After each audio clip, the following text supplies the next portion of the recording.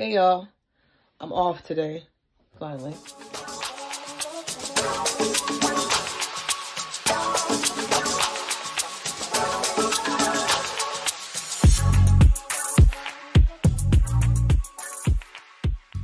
I know I look crazy, but this is how shit is when you're off. Either look amazing or I look like a bum. Because I'm working 4 days this week, that means I'm off for 3 days. I really have to utilize my days. But I'm home in my kaba. You see that?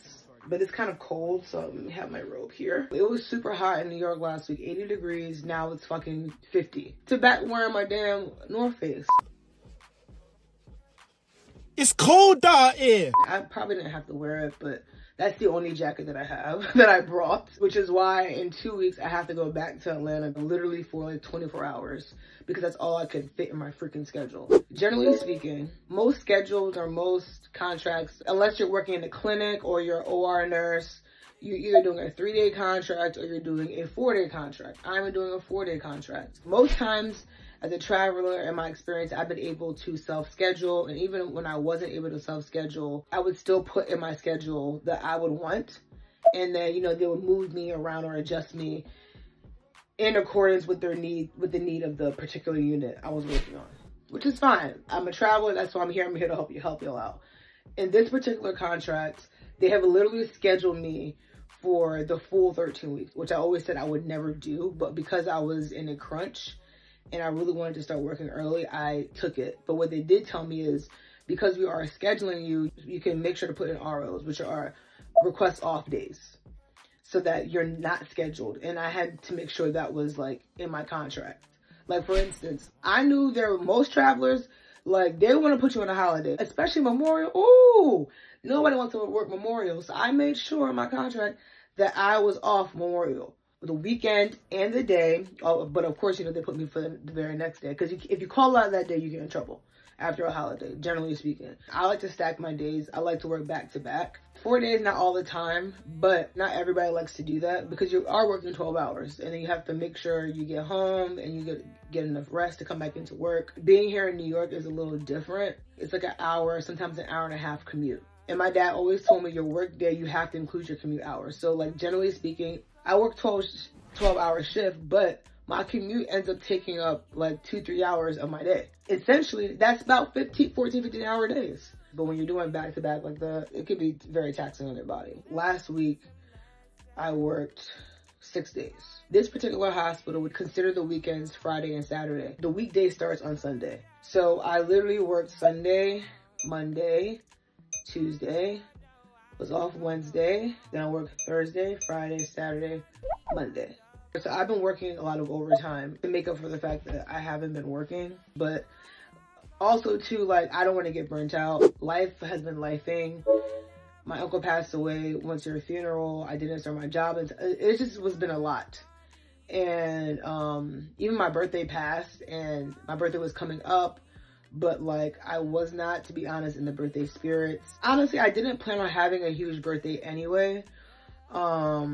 Because like 35, I went all out and I had an amazing time in Vegas. So I'm like 36, not really a monumental birthday in my mind. But like, I just was not in the celebratory mood. Like, you see, I don't even got my lashes, okay? I think one of the issues I deal with is balance.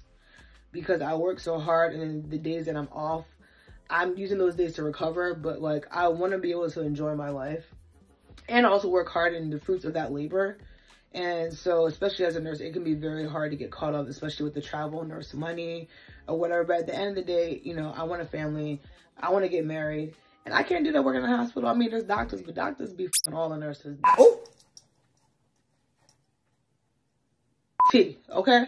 I've been working so much. I haven't been working out as much, unfortunately. So this weight loss that I was having has kind of been at a plateau. The last time I got on a scale, I was 177.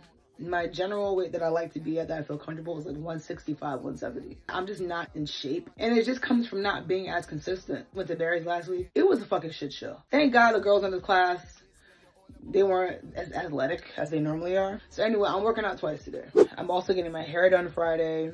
New York is a little different than Atlanta when it comes to hair. A lot of celebrities go to Atlanta to get their hair done. So the prices have gone up, okay? And it's like, whoa, bitch. $350. And I'm thinking like maybe it's just 1 or 2 people. It's damn near everybody in New York. Once there's an amazing hairstylist, everybody goes to that person. Bookings open at 5. By 5:10, they're all gone. I just need you to lay that wig down, and I got it after that. I ordered the package that included her hair, but like I'm already kind of annoyed. Like I read her website several times, literally word line by line. There was never anything that said if you have any questions, like email or call. Only thing I saw was she had like highlights on Instagram to buy actual wigs that she had in stock. So I said, oh, okay, well maybe this is the number that I'm supposed to message. So I messaged the number, nobody ever called back. I DM'd her, she never responded back. So I'm like, you know what? I don't have time for these games. But you could be the best hairstylist, but if you don't have the communication and it's not easy to like be able to ask you questions, deal with things, I honestly don't want to deal with you. I should be able to ask you as a customer or if I have questions or if I want to add on to a service. Because I honestly was going to say, hey, can I add on glueless? Because that's another fee, of course. Can I add on a hair color? Because that's another fee, of course. But now you're not responding back to me. So all the extra money is cut. And if you want a tip now, honestly, I'm not going to want to give it to you. You made it difficult for me as a customer to reach out to you. And I wanted more services. So that already kind of has me annoyed, but I don't want to miss my appointment. And honestly, because it's glueless, maybe I could probably put the wig on myself, but with the bob, I cannot take those kind of chances. I ordered from Hair So Fab. They used to have a location in Brooklyn or Rogers, but I think that has been dead and gone for a while. They're located, I think it's East Orange, New Jersey. So I just ordered a same day delivery, and I ordered a blonde wig. So that I'm just gonna watercolor it. While I travel, I wanted to show you guys how I eat and how I will be losing this weight fast. Look at that fucking arm. Oh my God. Ugh. You know what's crazy? I used to never work out my arms because people used to always tell me, I know, and I'm saying this because this is what I was told. Oh my God, you look like Serena Williams. I used to be like a little brolic, and I always used to hate that. So from the time I was younger, I was like, I'm never working out my arms. And now, look at me. Look. Oh, bye-bye, please. Jesus. One of the ways that I am able to maintain my weight for the most part is my factor meals. So when I'm traveling especially when you're working a lot, it's really, really hard to eat right and be consistent and cook every single day. So I used to meal prep. I always spend my only day off and meal prep, and that used to take me like half the damn day. I'd rather be sleeping, working out, getting shit done. Delivery meals has been like such an amazing thing for me. And it actually has made things even sometimes a little cheaper. I've tried several, and so far this is the one that I've used the most. So the key to maintaining or to keeping your food fresh is that I make sure I only have like a certain amount of meals out, and then I put the rest in the freezer. Yeah, and then I just will take it out the day I'm going to eat it. Today's the 18th. This says use by 4/26. So like about 9 days.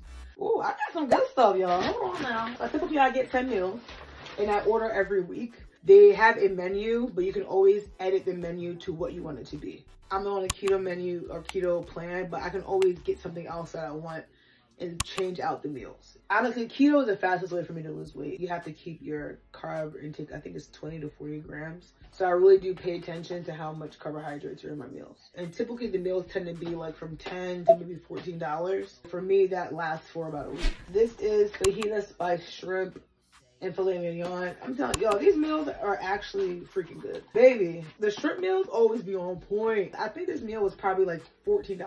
I got like 2 of these, okay? Packaging is cute too. Then I got blackened salmon. Comes with smoked Gouda cauliflower grits and broccoli. This is literally one of my favorite meals. Cauliflower mashed potatoes, cauliflower rice. It is actually very good. It is a big, big carb saver. I got the garlic butter shrimp and cream kale. I tell y'all, the shrimp dishes are freaking delicious. And let me just tell you, so this has 520 calories. Can you believe it? I did have a little dose of Ozempic. Now, hold on. I'm just saying, because girls are not saying it right now. They're fucking not. All those influencers, all those girls, everybody is using Ozempic or Wegovy, okay? And I'm one of those hosts. I said what I said. What I will say is that I used it once, and the side effects, I'm not gonna lie to you, because I had a 0.5. Ooh, I was down bad, but I looked fucking amazing.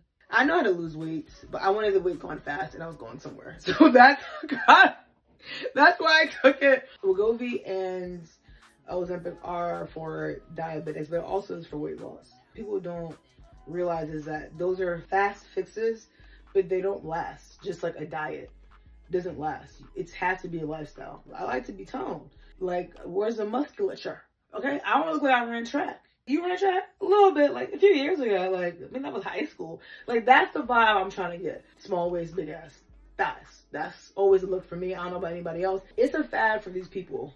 Like, it's not a fad for me. And that's why these meals help a lot, because they're packed with proteins and good fats. So, keep going. Pork tenderloin and cheesy cabbage. I don't know about this one. So we'll see with that one. I'm not a huge pork. I'm lying. I eat bacon every day. Charbroiled burger and mushroom sauce. Their burgers are delicious. Love them. And sometimes I'll add bacon. I know it's terrible. Garlic, mushroom, chicken thighs. This looks good.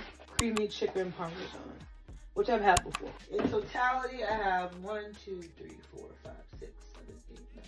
I got 10 meals. Not working for 6 weeks. That was not my plan. I was only planning to be off for maybe a few weeks. But one of the things I realized was that I didn't have insurance.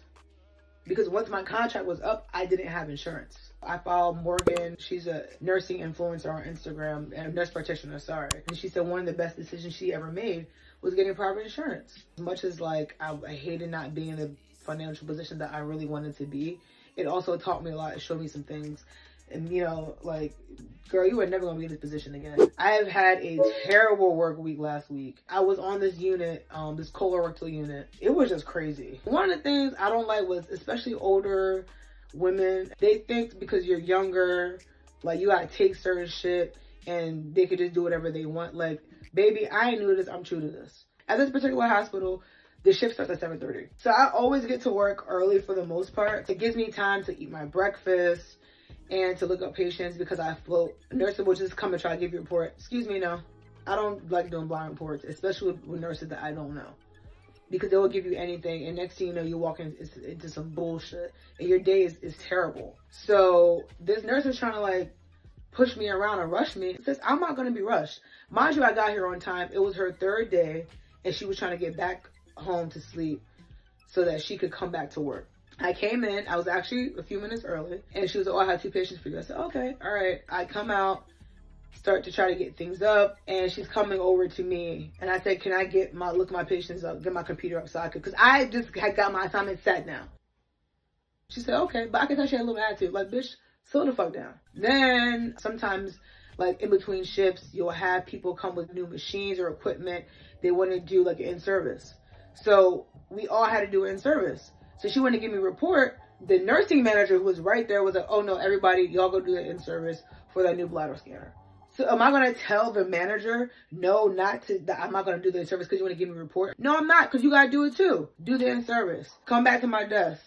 Another nurse slides over. She said, I only have 1 patient. I said, I know, but this nurse is giving me 2 patients, and she already came, to speak to me. And so she wanted me to go over her computer. I said, I'm not going to do that. I want to be able to look at my patients. Not everybody's going to do that. Some people will take blind report or whatever, but me, first thing in the morning, I need to be looking at vitals. I need to be looking at the labs. I need to be looking at the orders. For me, I never know what unit I'm going to go to. I like to have my shit together. I don't want to come up as a nurse who's not prepared. Anyway, she gives me a report and whatnot on the 2 patients. And so she had the patient on a PCA pump. Could be on fentanyl, dilaudid, bupivacaine. When a patient's on a PCA pump with narcotics, you always have to, in my experience, dual sign off. She said, well, I already signed off with the charge. I said, you signed off with the charge? Mind you, I've never been on this unit. So why is she signing off with the charge? I'm getting the patient. And she says, well, I'll show you when we go into the room, the level which the medication is running at. I said, okay, because sometimes you have to be able to roll with the punches. A lot of hospitals, especially the newer hospitals or magnet hospitals that have money, we have cell phones or iPhones. We can document on that. So I went to go get one, and she said, hey! So I turned back to her, I said, I don't even respond to that on the street. So you think you're going to do that to me at the nursing station? What the fuck I look like? She's like, you don't have the attitude. I said, I don't have the attitude. I said, but you keep trying to rush me. And she said, I have to get home. I said, I get it. I also came from Brooklyn. This is actually my 3rd day, sis. I actually got here early. I said, but you cannot make that my problem. She's a black woman. Don't use black and attitude in a setting where there's all these white nurses. Because you know they already think we have an attitude problem already. So now it's become a scene in front of the nurses station with the manager right there. So I worked that day. The nurses that day were cool. It was a very long day. Barely got a break. Made it through. I ended up coming back to you the next day. What the fuck? Why y'all have me back on this unit? Why? It has not happened the whole time I've been here for these past 3 weeks. But now you guys want to send me back to a unit that I don't even like. That nurse is going to come back. You know that bitch didn't show up? She called out. You caused all that commotion. Not for you to come back into work. Anyway, God is mysterious and funny in different ways. One of the things I wanted to do eventually or transition into was legal nurse consultant. But I kind of had put that on the back burner. Honestly, to be honest, I actually forgot about it. One of my patients had a wound care nurse, actually. She came to change his ostomy and do education. She was like also a legal nurse consultant. And I said, hey, this is why God, I said, this is why you came back to this unit. Now this lady, we exchanged numbers. She gave me information on legal nurse consulting, like, cause there's always like a course or something you have to take. She was like, you don't have to take that. And I always thought with legal nurse consulting, you have to be ICU nurse. She was like, I was never an ICU nurse. And she actually got her mentoring from the same nurse. I don't know if y'all saw that Netflix movie that was actually a real story about the good nurse, that male nurse that was basically killing all his patients.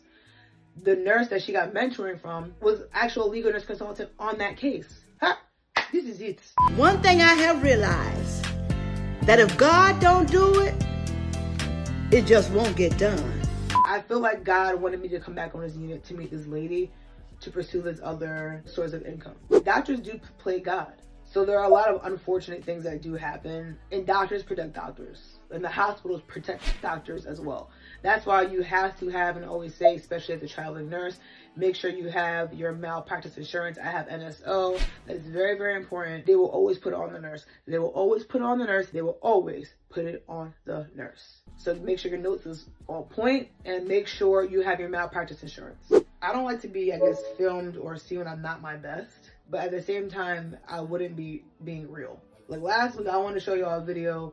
I came from the gym. I looked fucking crazy. And I was like, I'm not putting this up here. But then I was like, yo, you're not really being real. Like, you're not showing who you really are. And part of this YouTube is being myself to the max. This is what it is. Keep it real. I don't like nobody wants anybody who's fake and who's faking for shit. I see you on the street and you're different than what I'm even seeing on camera. I'm definitely not going to respect you. You don't have to show everything about yourself, especially if you're not ready to express yourself in that way, because people can be very cruel. People have their opinions. And in order for you to live yourself to the max, you really have to not give a fuck. And people just really don't get it. No, I don't care. Do I give a damn? No, I don't. Because at the end of the day, God sees me. Hopefully my husband will see me as well. Like, if I'm struggling, I'm struggling. I'm not going to lie and say that I'm not struggling. Life happens, and you have to be able to navigate and always get back up. That's always a flex. When you're going through some shit and you don't let it keep you down, you keep getting back up. So sometimes also I think it's important when you're down to reflect on, or you're not in a space of where you want to be, to reflect on what's happening and what you've learned from that situation. You can never be your best self or your max self if you don't go through shit and you come out better. You're not always going to be down, and there's always somebody who is worse off than you. Seeing some of these patients that are so sick, even especially when they're my age, you see like, yo, that could have been me if I went that direction. Even if I didn't go that direction, people are getting cancer at such a young age. It is a reality check to be very grateful for where you are in your position. That's how I like to try to navigate. So today's my only day off. I'm gonna use it to the max. I'm gonna get shit done because I have to work these next 2 days. And this week I'm gonna treat myself a little bit, get my lashes done. I'm about to make some breakfast. And it is, I can't believe it's past 11 o'clock. I've been up since 7. Y'all, my hair just got here. I'm very excited. So I ordered this hair around, what time is it? 9:30.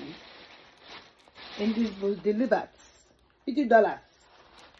Same day delivery. Thank God. Let's see what we're talking about right now. Okay. And the hair feels amazing.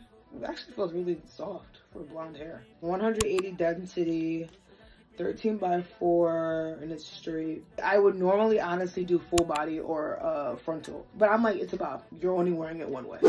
Now I know I talked all that shit, but ooh, look at my hair. Yes, bitch. Oh my God, I was feeling this bob. Sis had me ready. Link below, because she did her big one. I love my hair. And I'm super ready to go to Dallas.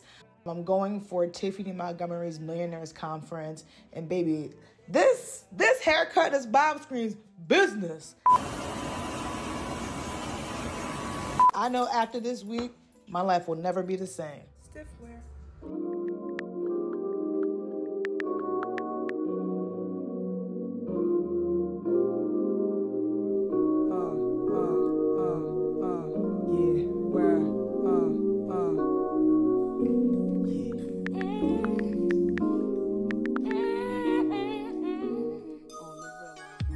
The next day, my friend and I, we went to the Covered by God that Tiffany holds at least once or twice a month, and it was life-changing and inspiring.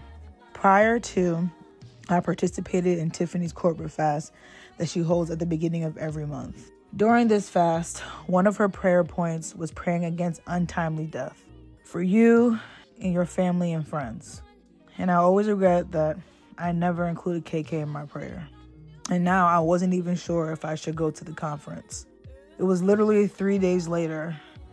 And because I knew that I harbored spirits of hate, anger, revenge, and most of all, unforgiveness in my heart, I knew I wasn't going to be able to receive the blessings and or remove any negativity in my life. But then I remember what Tiffany said. Forgiveness is a choice. And it was either choose to forgive them or choose to lose out on receiving God's glory. So I quickly forgave and repented. But damn, I miss KK. I was so excited to be part of the Millions Conference with Tiffany. Not only was I on a mission to become a millionaire with God, Jesus, as the CEO of my business, but I was ready to meet and possibly develop long-lasting relationships with other Christians thirsty for God and His promises. And I really got to enjoy meeting other women, seeing the other speakers like Kevin Samuels. Oh my God, I'm so excited he was there. Like, oh my God, being in that space to help me let go of those bad spirits, those spirits I was harboring, even in the space that I was in. It really helped me be able to receive as much as I could from the conference. I left that conference realizing that even more so, life is not promised. You know, after leaving the conference, I was on such a high. I was excited. I was happy about, the things I had learned, and I was ready to execute them for my business and all the networking and the connections I had made, the amazing people I had met, and I felt so filled with the Holy Spirit. When I got back to New York, I was just like, get me out of here. I especially did not want to be in Brooklyn. My assignment is over, last day. I'm about to reward myself with some frozen yogurt that I eat every other day. Whatever, don't judge me. But yes, it is a wrap. I had already made plans, so I went back to Dallas, actually, to go be with my family. And that was fun, to hang out with my cousins. And I even went to Houston for my friend's birthday. We went to a pool party. That was fun. I was just more so wanted to show my outfit because I didn't get to wear it when I bought it last summer. Oh, God. I don't even know this pool party was really appropriate after going to the conference. But one thing I really realized was, man, I really have to spend as much time with the people that I love and care about, because tomorrow is not promised. As soon as my contract was over, that's pretty much what I did. I had 3 weeks left until I had to go back to Atlanta, and I was living it to the fullest. People are more out. Like y'all get fucked down a whole house. Laugh bars full of care that me sure about. And if you see me travel with an Hynix, and no politician with me I go vote out. 4 kilo, 4 seat and 4 rounds.